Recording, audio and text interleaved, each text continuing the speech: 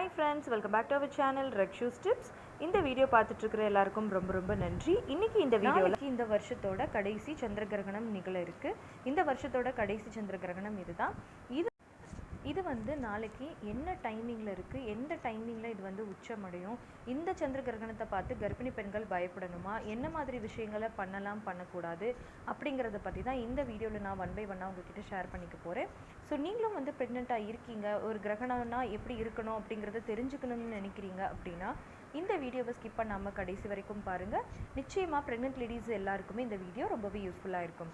இப்போ பார்த்தீங்கன்னா இந்த வருஷத்தோட கடைசி சந்திர கிரகணம் நாளை, அதாவது 18ஆம் தேதி புதன்கிழமை வந்து நிகழ இருக்கு. எந்த தேதியில் நடக்குது, எந்த டைமிங்கில் நடக்குது அப்படின்னு பார்த்தீங்க அப்படின்னா காலை 6:11 பகல் 10:17 வரைக்கும் நடக்குது. இது உச்சமடையும் நேரம் அப்படின்னு பார்த்தோம் அப்படின்னா 8:14 உச்சமடையும் அப்படின்னு சொல்கிறாங்க. இது இங்கே தெரியுமா அப்படின்னு பார்த்தீங்க அப்படின்னா இது வந்து இங்கே நம்ம தமிழ்நாட்டில் வெறும் கண்ணால் பார்க்க முடியாது, தமிழ்நாட்டில் தெரியாது. இன்னொன்று, இது வந்து பகல் நேரத்தில், அதாவது சூரியன் இருக்கிற டைமில் நடக்கிறதுனால கொஞ்சம் இதோட பவர், இதை நம்ம பார்க்குறதுக்கான வாய்ப்பு எல்லாமே கம்மி தான்.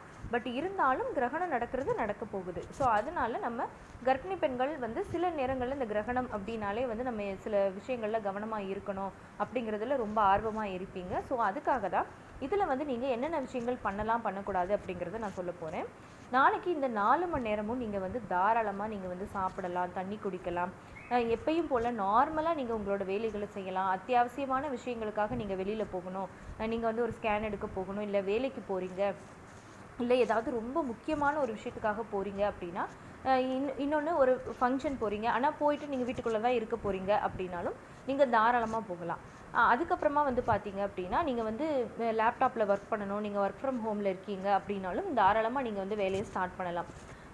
நீங்கள் என்ன பண்ணக்கூடாது அப்படின்னு பார்த்தீங்க அப்படின்னா, நாளைக்கு இந்த 4 மணி நேரத்துக்காக பயந்துக்கிட்டு நிறைய பேர் வந்து சரியாக தண்ணி குடிக்காமல், சரியாக யூரின் போகாமல், காலையில் 6 மணிலேருந்து 10 மணி வரைக்கும் சாப்பிடாம வெறும் வயிறோட இந்த மாதிரியெல்லாம் நீங்கள் வந்து தப்பு பண்ணிடாதீங்க.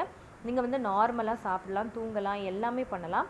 என்ன ஒரு விஷயம் அப்படின்னு பார்த்தீங்கன்னா, அந்த டைமில் வந்து புவியீர்ப்பு விசை வந்து கொஞ்சம் ஜாஸ்தி இருக்கும் அப்படின்னு சொல்லுவாங்க. அதோட அந்த இதுவும் கிராவிட்டியும் வேறு மாதிரி இருக்கும் அப்படின்னு சொல்லுவாங்க. ஸோ இதனால் கொஞ்சம் கூர்மையான பொருட்கள், அதே மாதிரி கொஞ்சம் ஹெவியான பொருட்களை நீங்கள் வந்து கையாளும் போது கொஞ்சம் கவனமாக பயன்படுத்தணும், அவ்வளோதான். அது பண்ணவே கூடாது அப்படிங்கிறது இல்லை, கொஞ்சம் கவனமாக நீங்கள் கையாளுறது நல்லதாக இருக்கும். அதே மாதிரி ரொம்ப நேரம் மொபைல் யூஸ் பண்ணுறது, அந்த மாதிரி விஷயங்களை மட்டும் கொஞ்சம் அவாய்ட் பண்ணிக்கிட்டு அந்த ஒரு 4 மணி நேரமும் அதுக்காக ஃபோனே பேசக்கூடாது அப்படின்றது இல்லை, மொபைலே பார்க்கக்கூடாது அப்படிங்கிறதுல கொஞ்சம் மற்ற நாள் நம்ம அதிகமாக அதை யூஸ் பண்ணுறோம் அப்படின்னா இந்த டைமில் வந்து அதை கொஞ்சம் குறைச்சிக்கிறது நல்லது. மற்றபடி நீங்கள் எப்பயுமே ரொம்ப பயப்படணும், ரொம்ப கவலைப்படணும், இதுக்கு வந்து அதிக முக்கியத்துவம் கொடுத்து அப்படியே பயப்படணும் அப்படிங்கிறதெல்லாம் எதுவுமே கிடையாது.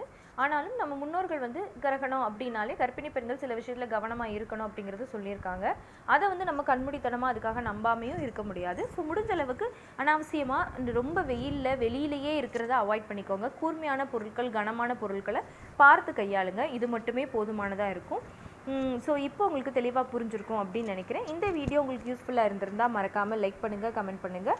உங்கள் ஃபேமிலி அண்ட் ஃப்ரெண்ட்ஸுக்கும் இந்த வீடியோவை மறக்காமல் ஷேர் பண்ணுங்கள். அப்போ தான் எல்லாருக்குமே ரொம்ப யூஸ்ஃபுல்லாக இருக்கும். அண்ட் நம்ம ரக்ஷூஸ் டிப்ஸ் சேனலை இது வரைக்கும் சப்ஸ்கிரைப் பண்ணாமையே பார்த்துட்ருக்கீங்க அப்படின்னா மறக்காமல் சப்ஸ்கிரைப் பண்ணிக்கோங்க. பக்கத்தில் இருக்கிற பெல் ஐகானையும் சேர்த்து கிளிக் பண்ணி ஆல் கொடுத்து வச்சுருங்க. ஓகே ஃப்ரெண்ட்ஸ், பாய், தேங்க்யூ.